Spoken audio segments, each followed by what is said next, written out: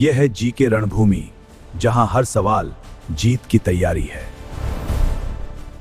नमस्कार दोस्तों, स्वागत है आपका जेके रणभूमि में। आज हम जानेंगे विटामिन से जुड़े कंप्लीट जीके, जो यूपीएससी, एसएससी, रेलवे और स्टेट एग्जाम्स में बार-बार पूछे जाते हैं।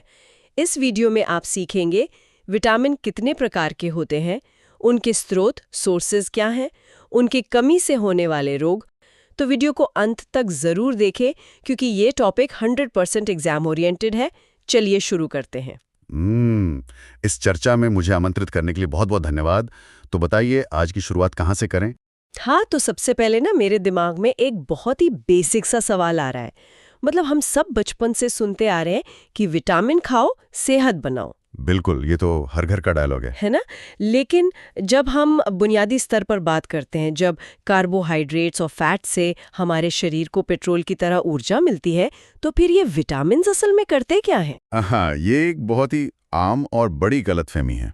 मतलब ज्यादातर लोगों को लगता है कि विटामिन्स खाने से उन्हें ताकत या ऊर्जा मिलेगी, पर सच तो ये है कि विटामिन्स शरीर को ऊर्जा बिल्कुल नहीं देते। अच्छा, तो ऊर्जा नहीं मिलती? तो चलिए इस कॉन्सेप्ट को अनपैक करते हैं। फिर इनका काम क्या है? इसे समझने के लिए ना हमें थोड़ा इतिहास में झांकना होगा। 1912 की बात है, जब वैज्ञानिक कैसिमिर फंक ने नाविकों में होने वाली कुछ रहस्यमयी बीमारियों का अध्ययन किया था। कैसिमिर फंक, हाँ, एग्जाम में ये नाम बहुत बार पूछा जाता है। बिल्कुल, और उन्होंने ही एक खास तत्व की खोज करते हुए ये शब्द गढ़ा था, वीटा यानी जीवन और अमीन यानी आवश्यक यौगिक। ये जीवन के लिए आवश्यक तो हैं, लेकिन जैसा मैंने कहा, ऊर्जा नहीं देते। तो अगर ये ऊर्जा नहीं देते और शरीर का निर्माण भी सीधे तौर पे नहीं करते, तो फिर करते क्या है? आप ऐसे समझ लीजिए कि हमारा शरीर एक आधुनिक कार है। कार्बोहाइड्रेट्स और फैट्स उस गाड़ी का पेट्रोल हैं। लेकिन आप ही बताइए, क्या सिर्फ टैंक फुल होने से गाड़ी मीलों तक दौड़ सकती है? हाँ, नहीं, उसके इंजन के कल पुर्जों को सही से चलाने के लिए इंजन ऑयल भी तो चाहिए होता है। एकदम सही पकड़ा आपने। विटामिन्स बिल्कुल उसी इंजन ऑयल की तरह काम करते हैं। विज्ञान की भाषा में ना इन्हें कोएंजाइम कहा जाता है। कोएंजाइम मतलब जो एंजाइम्स की मदद करते हैं। हाँ, ये ऐसे उत्प्रेरक हैं जो शरीर के मेटाबॉलिज्म, इम्यूनिटी और नई कोशिकाओं के बनने की मशीनरी को बिना रोके चलाते हैं। बिना इंजन ऑयल के पेट्रोल भरा होने के बावजूद गाड़ी का इंजन सीज हो जाएगा। अरे वाह, ये बहुत ही सटीक उदाहरण है।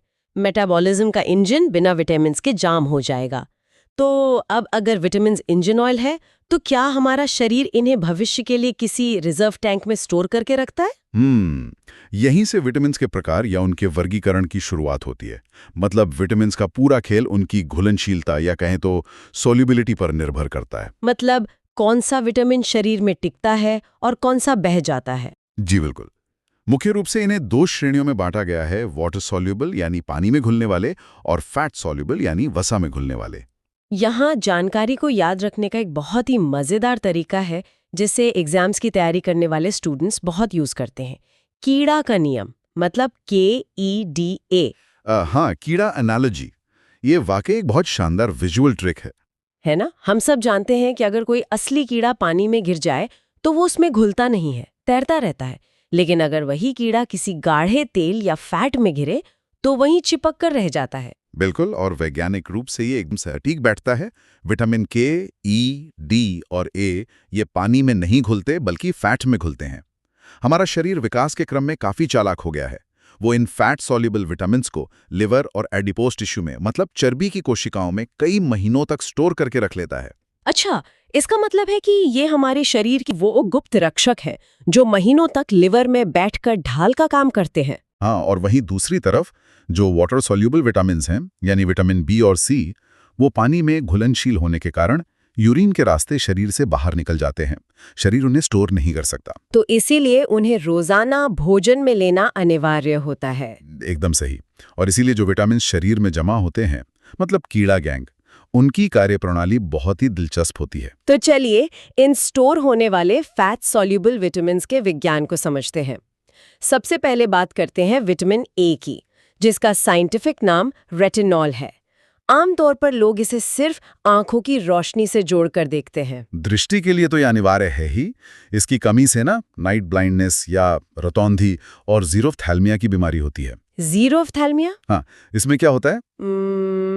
इसमें आंखों के आंसू पूरी तरह सूख जाते हैं और कॉर्निया को भारी नुकसान पहुंचता है। लेकिन इसका एक और बहुत बड़ा काम है, जिसके कारण कुछ लोग इसे शरीर का रक्षक या ढाल करते हैं। मैंने आपके नोट्स में देखा था कि कुछ पुरानी किताबों में इसे एक वैक्सीन की तरह भी पेश किया गया था, पर वो रूपक पूरी तरह से सही नहीं है ना? हाँ, इसे वैक्सीन कहना तकनीकी रूप से गलत होगा, क्योंकि वैक्सीन तो शरीर में एंटीबॉडी बनाने की ट्रेनिंग देती है। विटामिन ए का काम किले की एक मजबूत दीवार बनाने जैसा है। किले की दीवार? जी, ये हमारे शरीर के एपिथेलियल टिश्यू और भीतरी म्यूकस मेम्ब्रेन का निर्माण करता है। मतलब नाक, गले और फेफड़ों की अंदरूनी परतें इसी से बनती हैं।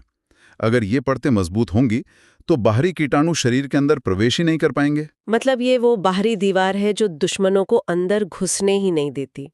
और अगर उत्कृष्ट स्रोतों की बात करें तो गाजर, कद्दू, लिवर के साथ साथ गोल्डन राइस इसका एक बहुत बड़ा स्रोत है। बिल्कुल।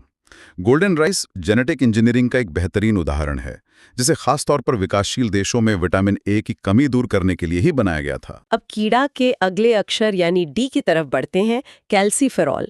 यहाँ एक बहुत ही दिलचस्प बात है, एक बहुत बड़ा मिथक है जिसे हम बचपन से सुनते आ रहे हैं कि धूप में बैठो तो विटामिन डी मिलेगा। हाँ, ये सुनकर अक्सर ऐसा लगता है जैसे सूरज की किरणों में विटामिन डी की गोलियां तैर रही हों। बिल्कुल ऐसा ही लगता है। तो इसका असली विज्ञान क्या है? ये विज्ञान का एक बहुत ही खूबसूरत पहलू है। असल में सूरज की रोशनी में कोई विटामिन नहीं होता। होता यह है कि जब सूरज की अल्ट्रावायलेट किरणें हमारी त्वचा पर पड़ती हैं तो स्किन के नीचे मौजूद 7D हाइड्रोकोलेस्ट्रॉल नामक एक खास कोलेस्ट्रॉल से टकराती हैं। अच्छा, तो वो कोलेस्ट्रॉल टूटता है? हाँ, एक केमिकल रिएक्शन होता है और वो कोलेस्ट्रॉल टूटकर विटामिन डी में बदल जाता है। मतलब शरीर इसे खुद बनाता है और ये शरीर में सबसे तेजी से बनने वाला विटामिन है। और शायद इसीलिए इसे एक हार्मोन भी माना जाता है, क्योंकि ये शरीर में कैल्शियम के अवशोषण का आदेश देता है। एकदम सही। इसका मेन काम कैल्शियम और फॉस्फेट के मेटाबॉलिज्म को कंट्रोल करना है। अगर इसकी कमी हो जाए ना तो हड्डियां खोखली और कमजोर होने लगती हैं, जिसे बच्चों में रिकेट्स कहते हैं, है ना? हाँ, रिकेट्स या सूखा रोग, जिसमें पैरों की हड्डियां शरीर का वजन नहीं सह पाती और धनुष की तरह मुड़ जाती हैं। और वयस्कों में इस स्थिति को ऑस्टियोमलेशिया कहा जाता है, जहां हड्डियां बहुत नरम पड़ जाती हैं। हड्डियों की ढाल के बाद अब बात करते हैं विटामिन ई की, यानी टोकोफेरॉल। आजकल हर स्किन केयर क्रीम के विज्ञापन में इसे द ब्यूटी विटामिन बताकर बेचा जाता है। इसके पीछे का असली विज्ञान क्या है? इसके पीछे का विज्ञान ऑक्सीडेटिव स्ट्रेस में छिपा है। शरीर में जब भी ऊर्जा बनती है तो बाई प्रोडक्ट के रूप में कुछ फ्री रेडिकल्स निकलते हैं। ये अनियंत्रित अणु होते हैं जो कोशिकाओं को नुकसान पहुंचाते हैं। मतलब जैसे लोहे में जंग लग जाती है वैसे ही? बहुत ही सटीक तुलना है। आप कह सकते हैं कि कोशिकाएं जंग खाकर बूढ़ी हो रही हैं। तो विटामिन ई एक शक्तिशाली एंटीऑक्सीडेंट है जो कोशिकाओं पर एक एंटी रस्ट कोटिंग की तरह काम करता है। अरे वाह, एंटी रस्ट कोटिंग! तो इसीलिए ये झुर्रियों से बचाता है। जी, लेकिन बात सिर्फ सुंदरता की नहीं है। इसकी भारी कमी से ना स्टेरिलिटी यानी इनफर्टिलिटी यानी प्रजनन क्षमता में कमी का बहुत बड़ा खतरा पैदा हो जाता है। ये समझना बहुत जरूरी है कि ब्यूटी विटामिन्स सिर्फ बाहरी चमक के लिए नहीं, बल्कि जीवन को आगे बढ़ाने के लिए भी अनिवार्य हैं। अब आते हैं कीड़ा गैंग के आखिरी सदस्य पर, विटामिन के, जिसे फाइलोक्विनोन कहते हैं। हाँ, the clotting master. Clotting master मतलब खून का थक्का जमाने वाला। बिल्कुल। जब शरीर पर कोई चोट लगती है और खून बहने लगता है तो खून का थक्का बनाने के लिए लिवर में जो प्रोटीन बनते हैं, विटामिन के, उनके निर्माण को एक्टिवेट करता है। अगर इसकी कमी हो तो एक छोटी सी खरोंच से भी बहुत खून बह सकता है।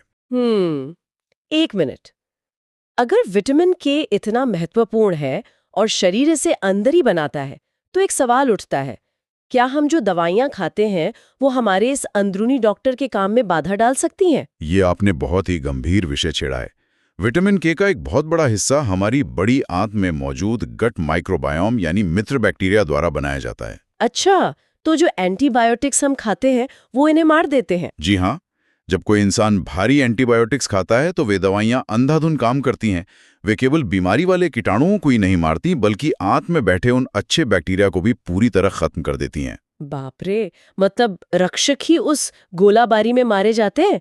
इसके बाद तो खून न जमने का भारी खतरा पैदा हो जाता होगा। बिल्कुल, इसीलिए बिना डॉक्टरी सलाह के कभी एंटीबायोटिक्स नहीं खाने चाहिए। तो इन स्टोर होने वाले हथियारों के बाद अब चर्चा का रुख उन रोजमर्रा के योद्धाओं की तरफ करते हैं जिन्हें पानी में घुलनशील होने के कारण रोजाना अपनी डाइट से लेना पड़ता है।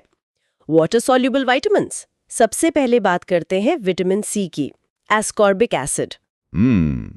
विटामिन सी एक बहुत ही नाजुक लेकिन बेहद पावरफुल रक्षक है। इसका सबसे मुख्य काम है कोलाजन सिंथेसिस। कोलाजन, बहुत से लोग ये शब्द सुनते तो हैं, लेकिन क्या आप इसे थोड़ा सरल भाषा में समझा सकते हैं? हाँ बिल्कुल। आप कल्पना कीजिए कि हमारा शरीर ईंटों से बनी एक इमारत है। कोशिकाओं और हड्डियों की उन ईंटों को एक साथ जोड़कर रखने वाला जो सीमेंट है उसे कोलाजन कहते हैं। और विटामिन सी उस सीमेंट को बनाता है। जी, विटामिन सी इस सीमेंट को बनाने का मुख्य कारीगर है। अगर शरीर में विटामिन सी की कमी हो जाए तो ये सीमेंट पिघलने लगता है। इसी वजह से स्कर्वी रोग में मसूड़ों से खून आने लगता है और पुराने घाव दोबारा खुलने लगते हैं। क्योंकि त्वचा को बांध कर रखने वाला गोंद टूट रहा होता है। ये बहुत ही स्पष्ट तस्वीर है। खट्टे फलों जैसे नींबू, संतरा, आंवला में ये भरपूर होता है। लेकिन आपके नोट से मुझे एक बहुत हैरान करने वाली बात पता चली थी। वो कौन सी? मतलब भारतीय रसोई में हम हर चीज को खूब उबाल कर या छौंक लगाकर पकाते हैं। क्या ये विटामिन सी के लिए खतरनाक है? ये एक बहुत बड़ी भूल साबित हो सकती है। विटामिन सी अत्यधिक हीट सेंसिटिव होता है। उबलते पानी या खौलते तेल का उच्च तापमान इसके केमिकल स्ट्रक्चर को पूरी तरह से तोड़ देता है। मतलब अगर किसी खौलती हुई दाल में नींबू निचोड़ दिया तो उसका सारा एस्कॉर्बिक एसिड नष्ट हो जाएगा? बिल्कुल। इसीलिए विटामिन सी का असली फायदा तभी मिलता है जब इसे कच्चे फलों या सलाद के रूप में खाया जाए। गर्मी इसकी सबसे बड़ी दुश्मन है। और एक और दिलचस्प तथ्य ये भी है कि दूध में बाकी सब कुछ होता है, लेकिन विटामिन सी बिल्कुल नहीं पाया जाता। चलिए अब उन विटामिन्स की तरफ मुड़ते हैं जो मेटाबॉलिज्म के इंजन और गियर्स को घुमाते हैं। Vitamin B complex. ये तो पूरा एक परिवार है। सबसे पहले बात करते हैं B1 यानी थायामीन और B2 यानी राइबोफ्लेविन की। हाँ, तो B1 क्या करता है? B1 कार्बोहाइड्रेट से ऊर्जा निकालने और हमारे नर्वस सिस्टम के सिग्नल्स को शरीर में भेजने के लिए बहुत जरूरी है। इसकी कमी से बेरी-बेरी नामक बीमारी होती है। इस बीमारी का जो मैकेनिज्म है वो बड़ा दिलचस्प है और इसका सीधा संबंध हमारे उन सफेद चमकदार पॉलिश वाले चावलों से है जो आजकल हर घर में खाए जाते हैं। सही कहा आपने। चावल को सुंदर बनाने के लिए जब मशीनों में पॉलिशिंग होती है तो उसकी भूरी बाहरी परत छिलकर अलग हो जाती है और दुर्भाग्य से सारा विटामिन B1 उसी परत में होता है। और लगातार पॉलिश किए चावल खाने से शरीर में थायामीन की भारी कमी हो जाती है और बिना B1 के हमारी नसें शॉर्ट सर्किट होने लगती हैं। एकदम सही एनालॉजी है। नसें बिजली के तारों की तरह होती हैं। B1 की कमी से उनके ऊपर की कोटिंग खराब होने लगती है। सिग्नल मांसपेशियों तक पहुंच ही नहीं पाते और इंसान को लकवा या पैरालिसिस का सामना करना पड़ता है। यही बेरी-बेरी है। और विटामिन B2 की कमी से क्या होता है? B2 जिसे येलो विटामिन भी कहते हैं, उसकी कमी से चिलोसिस हो जाता है, मतलब मुंह और होंठों के किनारों का बुरी तरह फटना। इसके बाद आता है विटामिन B3, नियासिन। इसे आप कोशिकाओं का पावर हाउस कह सकते हैं। ये शरीर में NAD के निर्माण में मुख्य भूमिका निभाता है। मतलब NAD कोशिकाओं के अंदर ऊर्जा ढोने वाले छोटे ट्रकों की तरह काम करते हैं। लेकिन अगर इन ट्रकों की कमी हो जाए तो जो बीमारी होती है वो किसी हॉरर फिल्म की कहानी जैसी लगती है। B3 की कमी से पेलेग्रा होता है, जिसे मेडिकल साइंस में 4D डिजीज कहते हैं। जी, जब कोशिकाओं में ऊर्जा का प्रवाह रुकता है तो शरीर 4 खौफनाक चरणों में टूटता है। पहला D है डर्मेटाइटिस यानी त्वचा पर भयंकर जकड़ते। दूसरा D है डायरिया, जहां पाचन तंत्र काम करना बंद कर देता है। और तीसरा D है डिमेंशिया, जिसमें दिमाग न्यूरॉन्स टूटने के कारण याददाश्त खो देता है। और अगर समय पर पोषण ना मिले तो अंत में आता है चौथा D, डेथ यानी मृत्यु। ये वाकई डरावना है कि एक विटामिन की कमी शरीर को पूरी तरह से नष्ट कर सकती है। अब शरीर की मरम्मत करने वाले विटामिन्स पर आते हैं, B5 और B6। B5 की कमी से तो पैरों में भारी जलन या बर्निंग फीट सिंड्रोम होता है, लेकिन B6 यानी पायरिडॉक्सिन, इसने तो मेरे होश ही उड़ा दिए। अच्छा, ऐसा क्या पढ़ लिया आपने इसके बारे में? मतलब हम रोज रात को सपने देखते हैं ना, लेकिन सपनों को दिमाग की मेमोरी में रिकॉर्ड करने का काम सीधे तौर पर एक विटामिन से जुड़ा है। ये सुनकर तो मजा ही आ गया। ये न्यूरोलॉजी का प्रमाणित विज्ञान है। हमारे सपनों को दिमाग में यादों के रूप में दर्ज करने के लिए जिन न्यूरोट्रांसमीटर्स की जरूरत होती है, दिमाग उन्हें केवल B6 की मौजूदगी में ही बना पाता है। मतलब अगर B6 कम हो तो न्यूरॉन सपनों का डेटा हार्ड ड्राइव में सेव ही नहीं कर पाएंगे। बिल्कुल, और इसके अलावा इसकी कमी से माइल्ड एनीमिया भी हो सकता है। सपनों का विटामिन B6, ये तो सीधा दिमाग में छप गया। अब बात करते हैं B7 और B9 की। B7 यानी बायोटिन, जो आजकल हर हेयर ऑयल के विज्ञापन का सितारा है। और इसका वैज्ञानिक कारण ये है कि हमारे बाल केराटिन प्रोटीन से बने होते हैं। बायोटिन एक मास्टर बिल्डर की तरह इस प्रोटीन को सल्फर बॉन्ड्स के साथ मजबूती से जोड़ता है, और इसी से बालों को जड़ से मजबूती मिलती है। और विटामिन B9 यानी फोलेट या फॉलिक एसिड। अगर बायोटिन बाहरी बालों के लिए है तो B9 जीवन के ब्लूप्रिंट यानी DNA के लिए है। खासकर गर्भवती महिलाओं के लिए ये बहुत महत्वपूर्ण है, क्योंकि इसकी कमी से बच्चे में न्यूरल ट्यूब डिफेक्ट्स नामक जन्मजात बीमारियां हो सकती हैं। और मैंने सुना है कि इसकी कमी से मेगलोब्लास्टिक एनीमिया भी होता है। इसमें असल में होता क्या है? इसमें लाल रक्त कोशिकाएं सही आकार में विकसित होने के बजाय सूजकर बहुत बड़ी और बेढंगी हो जाती हैं।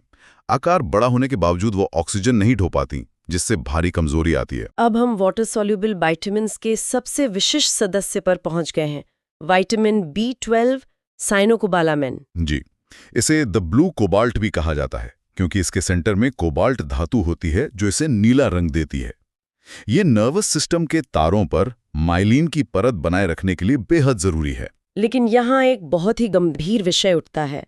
आजकल वीगन डाइट का बहुत चलन है, जहाँ लोग जानवरों से मिलने वाली किसी भी चीज का पूरी तरह त्याग कर देते हैं। और आपने बताया कि प्रकृति में कोई भी पौधा विटामिन B12 का निर्माण नहीं करता। बिल्कुल, वनस्पति जगत में B12 का उत्पादन शून्य है। ये केवल पशु उत्पादों जैसे मीट और डेयरी में ही मिलता है। एक सेकंड, अगर पौधों में नहीं होता तो गाय या बकरी जैसे शाकाहारी जानवरों में ये कहाँ से आता है? वो भी तो सिर्फ घास खाते हैं। यहीं पर विज्ञान का असली जादू है। गाय या बकरी भी खुद इसे नहीं बनाती। ये विटामिन मिट्टी में पाए जाने वाले खास बैक्टीरिया बनाते हैं।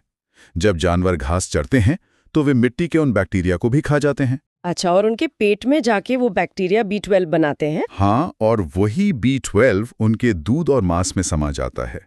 लेकिन हम इंसान अपना खाना धोकर और पकाकर खाते हैं, इसलिए हमें वो मिट्टी के बैक्टीरिया नहीं मिलते। तो इसीलिए पूरी तरह से वीगन डाइट लेने वालों में नर्वस सिस्टम डैमेज और पर्निशियस एनीमिया का भारी खतरा होता है और उन्हें इसके सप्लीमेंट्स लेने ही पड़ते हैं। तो इस पूरी चर्चा का कुल मिला के क्या निष्कर्ष निकलता है? निष्कर्ष यही है कि विटामिन शरीर को चलाने वाले रक्षक हैं। लेकिन मानव स्वभाव ऐसा है कि जब वो इतने फायदे सुनता है तो सोचता है रोज मुट्ठी भर सप्लीमेंट्स खा लें। तो क्या इन रक्षकों का ओवरडोज लिया जा सकता है? ज्यादा हमेशा बेहतर होता है, ये एक बहुत ही खतरनाक धारणा है। शरीर में जरूरत से ज्यादा विटामिन्स का जमा होना हाइपरविटामिनोसिस या विटामिन टॉक्सिसिटी कहलाता है। और ये समस्या तो कीड़ा गैंग के विटामिन्स के साथ ज्यादा होती होगी, क्योंकि वो शरीर में जमा होते रहते हैं, जबकि B और C तो यूरिन से निकल जाते हैं। बिल्कुल सही निष्कर्ष।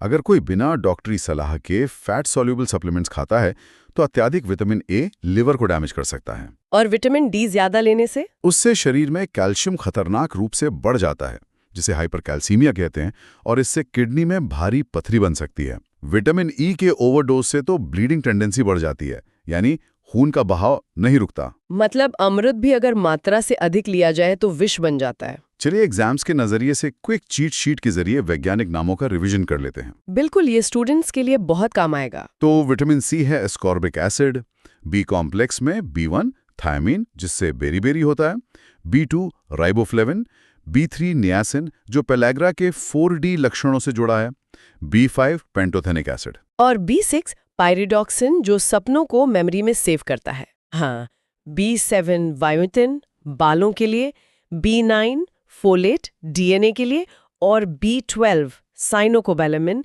जिसमें नीला कोबाल्ट होता है। अब कीड़ा गैंग की बात करें तो D कैल्सिफेरॉल, E टोकोफेरॉल यानी एंटीऑक्सीडेंट, K फाइलोक्विनोन जो थक्का जमाता है, और A रेटिनॉल जो किले की दीवार बनाता है। बहुत ही शानदार रिवीजन। लेकिन इस डीप डाइव को खत्म करने से पहले मैं श्रोताओं के सामने एक विचार रखना चाहता हूँ। जी बिल्कुल, बताइए। आज के इस दौर में जहां प्रोसेस्ड फूड्स का बोलबाला है, हमारे खाने से प्राकृतिक विटामिन्स धीरे धीरे नष्ट हो रहे हैं। चावल पॉलिश हो रहे हैं, सब्जियां रसायनों में पकाई जा रही हैं, तो सवाल ये उठता है कि क्या भविष्य में हम जीवित रहने के लिए केवल डिब्बे वाले सप्लीमेंट्स और रंग बिरंगी गोलियों पर ही निर्भर हो जाएंगे? ये वाकई झकझोर देने वाला विचार है। प्रकृति ने हमें जो खजाना दिया था उसे हम प्रोसेस करके अपनी ही थाली से गायब कर रहे हैं। अब चुनाव पूरी तरह से हमारा है, क्या हम अपनी थाली सुधारेंगे या फिर फार्मेसी की लाइन में लगेंगे। इस पर जरूर विचार कीजिएगा। बिल्कुल, यही आज का सबसे बड़ा टेक अवे है। तो दोस्तों, आज हमने सीखा विटामिन से जुड़े महत्वपूर्ण जीके पॉइंट्स। अगर आपको ये वीडियो उपयोगी लगा हो तो वीडियो को लाइक करें, शेयर करें और ऐसे ही एग्जाम ओरिएंटेड जीके वीडियोस के लिए सब्सक्राइब जरूर करें। आपको अगला वीडियो किस टॉपिक पर चाहिए, कमेंट में जरूर बताइए। धन्यवाद।